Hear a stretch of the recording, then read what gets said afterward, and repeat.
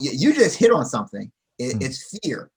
A mm, lot of times fear is what keeps you from moving forward. So if you're in the music industry, a lot of times when you're doing something aspirational, that's when you start hearing that voice that tells you, are you really good enough? Are you, should you go to that audition? I don't know. What's the point? They're going to talk, they're going to hear from hundreds of singers. Why should you go to that audition? You really have to be mindful that anytime you're moving towards something that's worthwhile and aligns with your purpose, you're going to start hearing that voice, and you can't let fear stop. Here's the thing, right? And this is good for performers, musicians. It is okay to be afraid. yeah. That is, but it's not okay to allow the fear to stop you.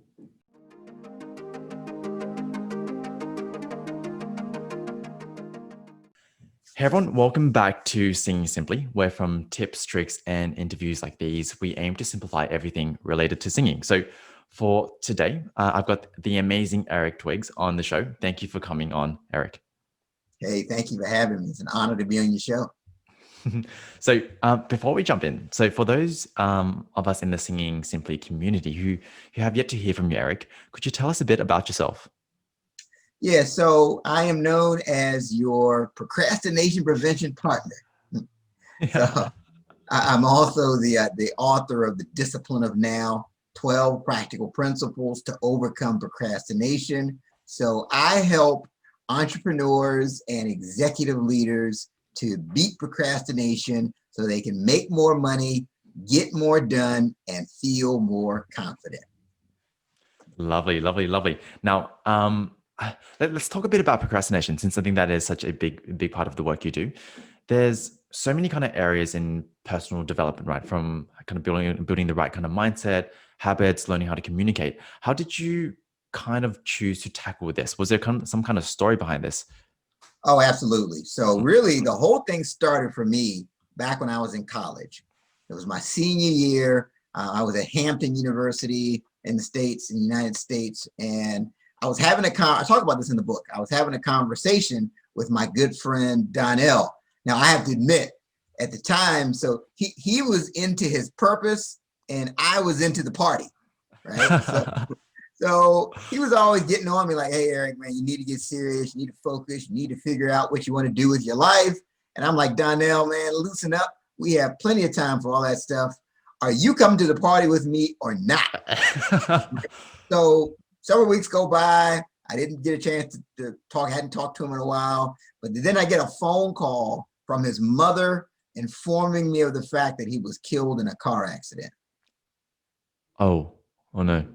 Yeah, that sent me the message that maybe I don't have as much time as I think. Okay. Yep. And Yeah. that was a game changer for me. And ever since, I've been really thinking about time and making sure I make the most of the precious time that I have. And that's really how that's probably the primary reason that you and I are talking right now, because of that one incident.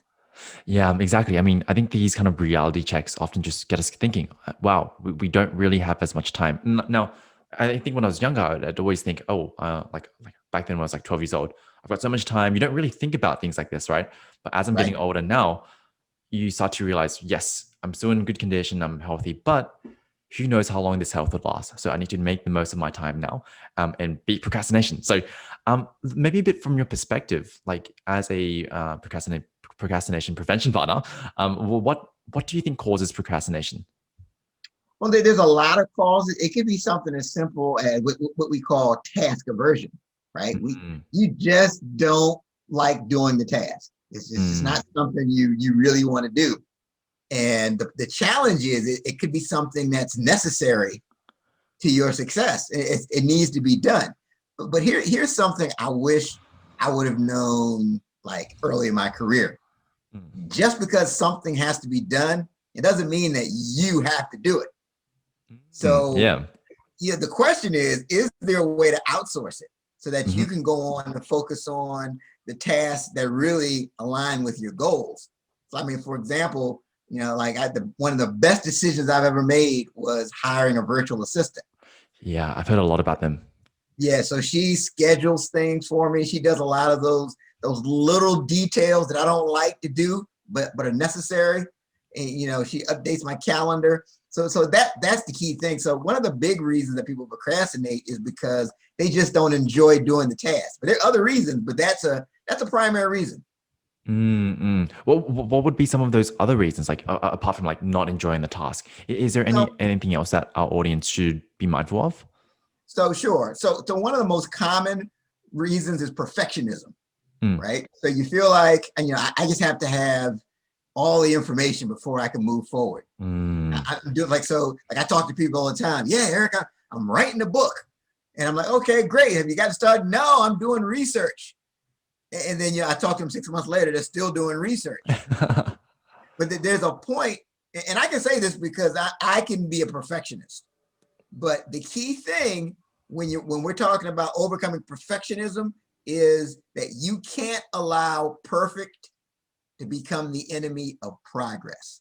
Mm, That mm, is so important. And the key is you have to focus on the next step. You're not always going to have 100% of everything figured out. You have to say, okay, what is the next step? So mm. perfectionism, that's another big thing that causes people to procrastinate. 100%. And I kind of, this is kind of my thought process as well. I think sometimes that fear, that kind of obsession with perfection, a lot of times is almost the opposite of fear of judgment. Because I think for me personally, when I started posting content on my Instagram, posting content on YouTube, even on Spotify, one thing that kind of really stopped me from doing the things I needed to do, as much as I loved it, was I didn't want people to listen to it and go, I don't think that's right. I don't think that's the right way to say things. And I think that kind of fear of judgment really did set me back. And it really did. I did have to take that step. I need to focus on just getting that next step in, progress over perfection. So I absolutely love that. Now, I wanted to dive maybe a tiny bit more specific. So as a kind of procrastination prevention partner, so when you're working with clients of your own, like I'm sure you kind of have to adapt, say, your strategies to them. So say, for example, a lot of my listeners are actually in the music industry. They're singers, songwriters, producers as well. Is there any kind of examples or like strategies you would give to them? Well, I would think just the key is it's really all about awareness to Awareness. figure out what is it that triggers you to procrastinate. So you just hit on something. Mm, It's fear. A mm, lot of times fear is what keeps you from moving forward. So if you're in the music industry, a lot of times when you're doing something aspirational, that's when you start hearing that voice that tells you, are you really good enough? Are you, should you go to that audition? I don't know. What's the point? They're going to talk, they're going to hear from hundreds of singers. Why should you go to that audition? You really have to be mindful that anytime you're moving towards something that's worthwhile and aligns with your purpose, you're going to start hearing that voice, and you can't let fear stop. Here's the thing, right? And this is good for performers, musicians. It is okay to be afraid. yeah. That is, but it's not okay to allow the fear to stop you. Mm, mm, That's the key. You have to I've gotten to a point where fear is just confirmation that what I'm about to do is important. So when I start feeling that, I'm like, okay, I definitely need to go out in front of this audience because this is vital to my success. So that would be my suggestion to the singers out there that deal with stage fright or nerves or what if this or what if that. The question to really ask, how when you're afraid, you ask, well, what if? So what if? what Yeah. if I'm going out to sing and I hit the wrong note, right? Or what if the question is, what if you don't do it? That's the real Mm, question. What mm, if you don't take that engagement? What if you don't go to that audition? You'll end up with regret. mm, mm. Exactly. And I think sometimes we don't even have the choice, right? Our time is limited. You Yes. have to be very careful about what you're spending your time doing, right? Because if you're just doing all these things, like not to say much, like say if we're like partying all the time, is that really going to add to your life? Like what's going to happen, say 5 years from now? What are you going to really think? Now, I wanted to quickly ask, so do you think kind of procrastination is something that is embedded in human nature? So something that we just inherently want to do, or is it something that's more kind of relevant for today? Well, I think so. I saw a study with the University of Calgary that said that 95% of the population has some type of an issue with procrastination. Now, Ah. now I believe that the other 5%, they just haven't gotten around to completing the survey. but, but no, it's a common thing. This whole thing of procrastination, but it's Mm, just a matter of, again, becoming aware of the things that trigger you. Do you mm. find that you're always procrastinating when it comes to that big engagement? Are you always procrastinating right before you're about to perform? Are you always procrastinating when it's time to do that task you don't like? So it's about just being aware. Right, right. So once you kind of build that awareness, what's some maybe little tricks? So for example, say if a singer knows she has to get on stage, she has to go perform in front of someone, like say like an open mic, but then she's probably maybe the fear of judgment. She's holding herself back. What's something she can tangibly go and do to get up on stage and just complete that performance?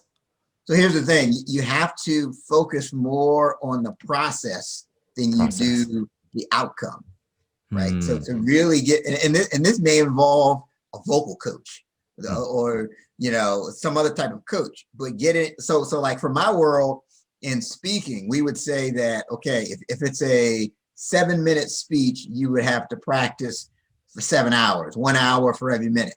So Mm. if I had a 7-minute presentation I was doing, that's 7 hours. So I would focus on, and because I used to compete in speech contests, I would focus on, did I get my 7 hours in? And did Right, I right. practice the right way? And so for the singer, same thing. Did I practice the right way? Did I practice the right amount of times? And then once you can answer yes, that should help with some of that anxiety. I always say the more you're prepared, the less you have to fear. So Mm, just really that would be my advice. Focus more on the process mm. than you do the outcome. I really agree because I think for a lot of people, they put this pressure on going 0 to 100. For Yeah. example, like they compare themselves like the Adele of the industry, Beyonce, but then a lot of times like they don't realize that the work and preparation that these artists have done to kind of go through all of that, right? It's just something you have to go through. I wanted to. I'm not sure if this is something you've heard about before, but for example, like anxiety before a stage, one kind of tip I've heard about is relabeling that emotion. So, for Mhm. example, right, apparently with the body, the sensations of being excited compared to the sensations of being nervous, they're actually the same. And the thing that makes a big difference and that gets us so stuck is that mental label. Is this something that you find true? Oh, sure. It's all about what you say when you talk to yourself, and Mm, that does help to say, to convert it from I feel nervous to I feel excited. Because if you're mm. telling yourself constantly, man, I'm nervous, but if you say, hey, I'm excited, then yeah, that does help. So that's a Cool. common thing. But no, that does work, and I would recommend that. Right, right. So it's kind of two strategies we kind of covered so far is you need to obviously put in the work, put in the prep, trust the process, right? And then when you're actually right before performance, really kind of tackling that mind game, really making sure that you're tackling things properly is very important. Now, I wanted to quickly follow up on that idea before. So I'm sure you've heard recently a lot of our technologies, a lot of the kind of pleasures in life are really kind of relying on those quick kind of dopamine hits. Yes. Are you finding that's kind of affecting our, because I think motivation is a big part of doing things, right? So is it affecting our motivations to kind of doing these kind of tasks? Is that part of the game? Yeah. So what happens is, especially if it's something where you feel anxiety about, right? So let's take, Mm, I've got to get ready for this performance. mm, So I'm feeling anxiety. I'm feeling anxious about this performance. This could mean a lot. I could get discovered. I could be famous. So you start feeling anxiety and you're looking for that release. And a lot of times you get that release through like the dopamine hit from, you check your email, you check your social media, you check to see if you've got a text message. That gives you that temporary relief, and it gives you that dopamine hit to kind of take you away from, the anxiety that you're feeling. Mm. So I do think, and the challenge is there's so many distractions right now Yeah. with, so like the smartphone, let's take that for example, right? They did a study of these high school and college students, and 88% of them reported that they could feel their phone vibrating when it was powered off. Crazy. What? Yeah, they call it, it's a serious thing. It's called the phantom notification syndrome. Oh, no, People it's are terrible. so used to their phone, they literally can feel it. They start reaching for it, and it's in the powered off position. So your phone is so distracting. It distracts you even when it's not on. What? Okay, that's insane. And I mean, like, have you watched The Social Dilemma? No, I haven't seen that, but Right. So it's actually a documentary that's going viral on Netflix. And it just really talks about the dilemma we've created ourselves, right? We've got these amazing technologies for connecting, Facebook and all that, right? But there's this kind of dark side that a lot of people aren't really as familiar with. For example, say on Facebook, when you swipe down, and that is a trigger to renew your Facebook feed. yes. Apparently, that whole system, the idea came from slot machines. So every Yes. time someone would kind of press the trigger on the slot machine, that would give them a new kind of release of dopamine hit. So Right. I think I think the big part of today already is the more you can become aware of these triggers, whether it be procrastination or kind of relying on these dopamine hits, the more we get aware of that, the more we can start to kind of build strategies around that. Yep. Yeah, so one of the things I teach people on that is to just, those notifications, the alerts, and I teach people just to turn that off. Yeah. Because those are distractions. So you know how you can get a notification when you get an email, when you get a text message, when you get a social media update. Turn those notifications off, and that'll help you to avoid the distractions and the temptations. Like you said, I mean that's very true. Exactly. And I wanted to quickly ask. So, like one thing I've come across as like when I was in my college years was there are certain people who kind of classify themselves as like a night owl. Some people they classify themselves as a morning person, and often I hear that with a lot of people who are night owls, they'd often procrastinate and push all their work to the nighttime because they're like, that's my identity. Is there any kind of truth to that? Oh, absolutely. So there's something that's called your circadian rhythm, right? And so we have peaks of energy during certain times of day. So the key is to schedule your high priority activities during those times of day when you have the most energy. Right. Does that differ depending on the person? Yeah, it does. Yeah, Mm. so some people are just like, I'm a morning person. So for me, I'm 4 o'clock in the morning. I'm up. I'm doing my thing. I can get so much done early. So for me, I would try to write like a blog post or a newsletter article. I would try to write in the evening, and I would really have a hard time because that's not when my energy's high. So I had to realize that the best time for me to do something like that is in the morning because I'm a morning person. Cool. That's very true. That's something to be aware of and schedule your time accordingly. Yeah, and almost like matching it to your energy and your creativity. Like for example, one thing I do is I schedule off the admin task to do it at the end of the day when like I don't have to think so much about it. Right. So now maybe just to kind of follow on that. So are there any kind of common myths about procrastination, like things that the general public is thinking but might not necessarily be true? Yeah. So the first thing is that like procrastination is a part of someone's identity, right? So I talk to people all the time. Oh, Eric, I'm such a procrastinator. I am always late. I am. So almost like loud and proud. right. Yeah, right. Exactly. But the thing is it's a flexible behavior, right? It's not a part of you, and you have to be very careful because whatever you say is your identity, you literally you'll tend to act out in accordance to whoever you believe you are. So if you always tell yourself that you're a procrastinator, guess what? You're going to keep procrastinating. So the best thing is to say, yes, I procrastinated, but I don't have to do that today. I mean, I procrastinated yesterday, but yesterday ended last night. Mm, mm. Exactly, exactly, exactly.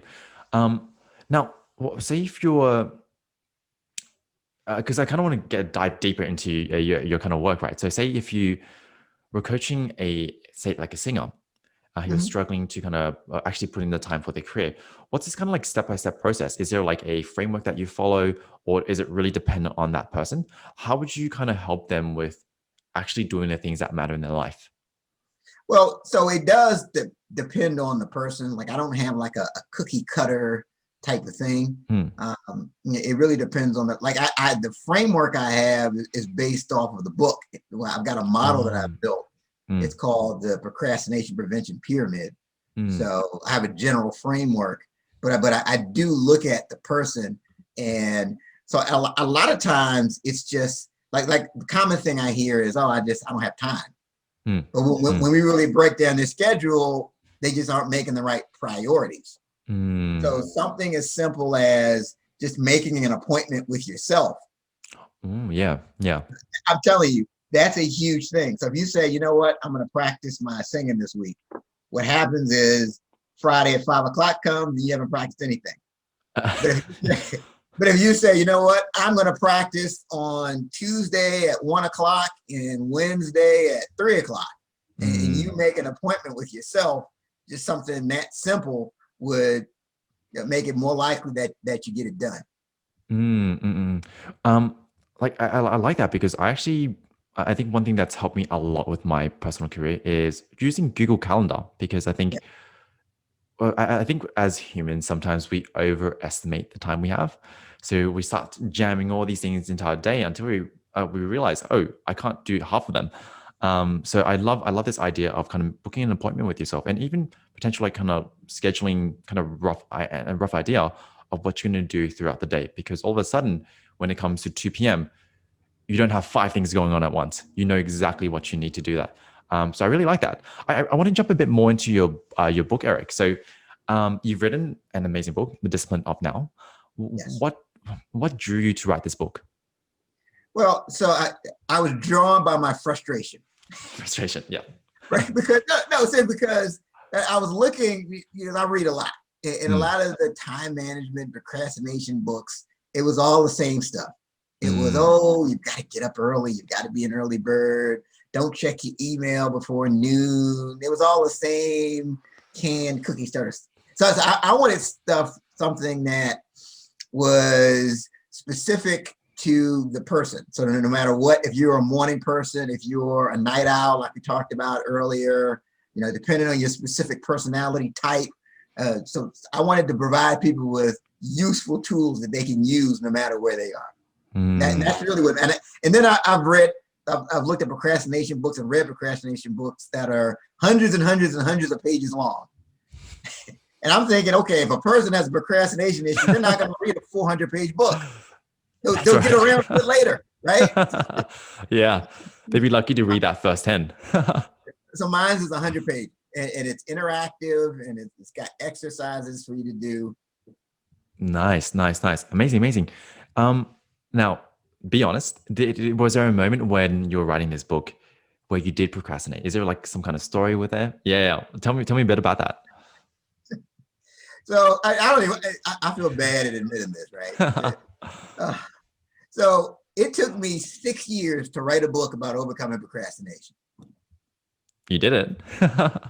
Yeah, I mean, you know why? Part of it, now I think part of it worked out to be very well because there was a lot of information I collected over during Mm, that time that I mm, added to the book.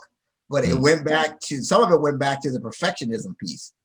Right. Sometimes so I would get into this habit where I would try to write and edit at the same time.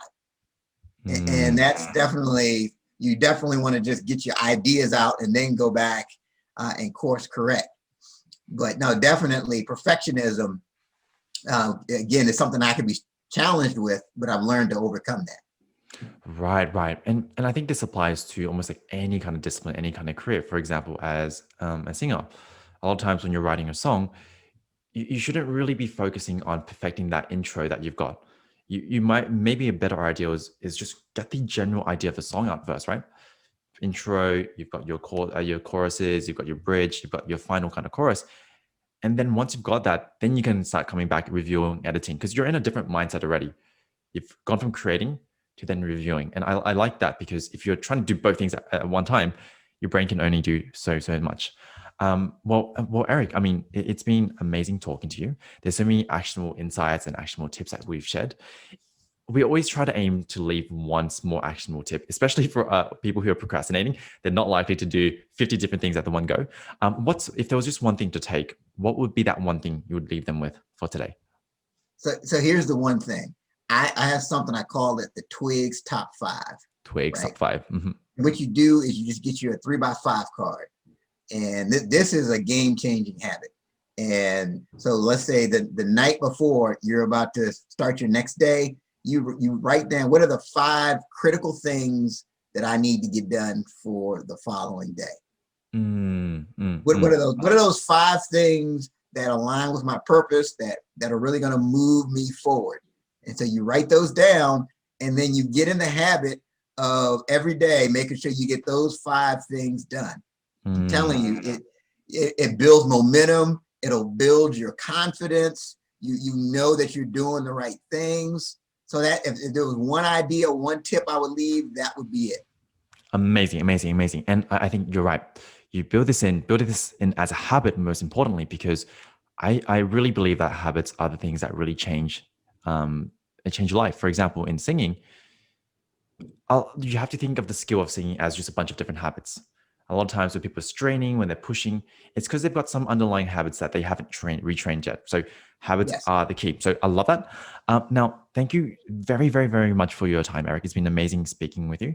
Before we end, where can our listeners find you? Or for example, go for your book? Okay, they can visit my website, thedisciplineofnow.com. And they can, the book is available in ebook, as a paperback, and in audio format. So you can go to thedisciplineofnow.com. They can also catch me on the What Now Movement Facebook page. It's a free Facebook page. As of today, we've got over 1,400 entrepreneurs, executive leaders, career professionals in this group. It's very supportive and very encouraging. And we put every day, we've got content. Every day at 12 noon Eastern, there's some different type of motivational content, time management content, marketing content to really help you move forward. Amazing. Well, there you have it. Eric, procrastination prevention partner, with dropping all these amazing kind of info bombs on us, which is amazing. Thank you very, very much for being on the show. Hey, thank you for having me. It's been truly an honor.